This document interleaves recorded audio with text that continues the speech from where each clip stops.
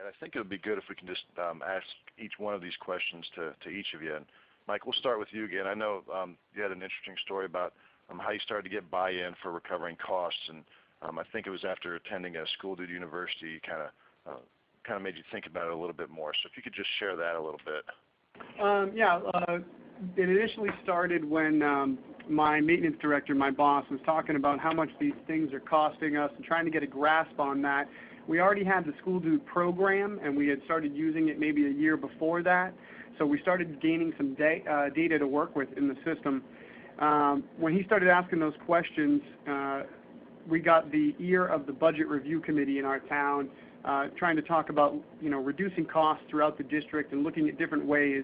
So this was something that we brought up to them at a budget review committee hearing to let them know approximately what we're seeing for a cost associated with people using our facilities after school hours, both our inside groups, our own school organizations that utilize it when school ends, as well as outside groups renting the facility.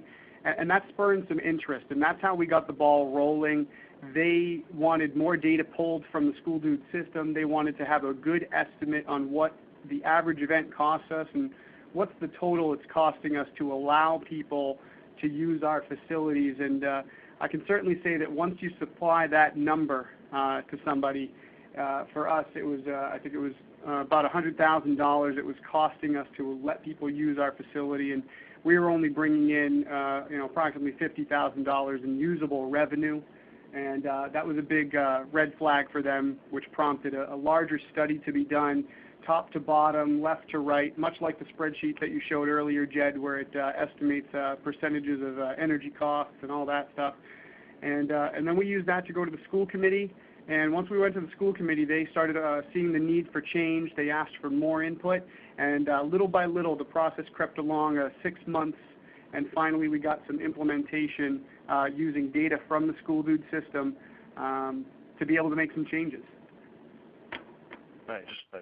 And let's see, I'm going to put you on the spot, but I'll look it up here too. And how much are you guys recovering now in costs?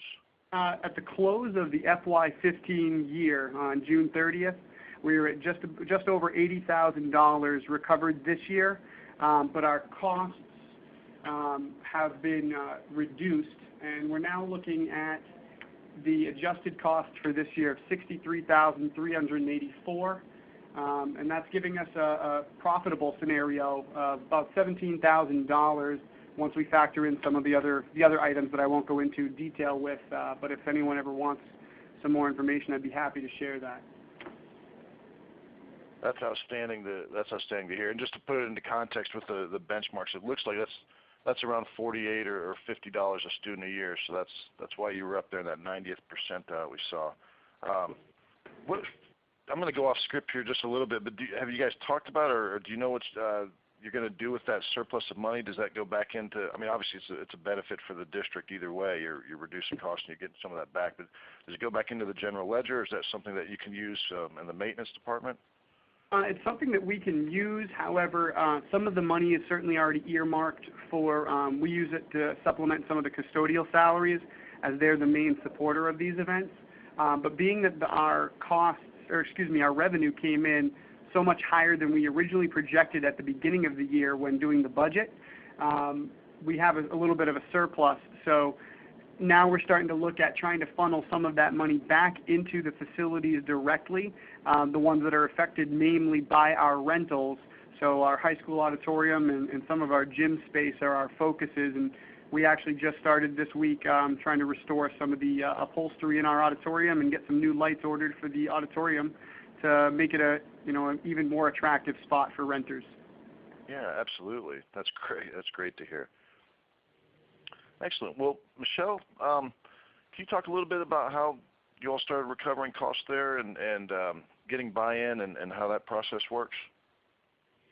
I know that rentals has been within our district for 20-plus years that actually Ruth Heisel oversaw.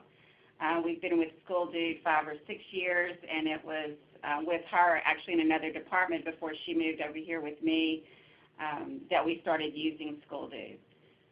So, we've always been very fortunate to have the leadership buy-in and recovery.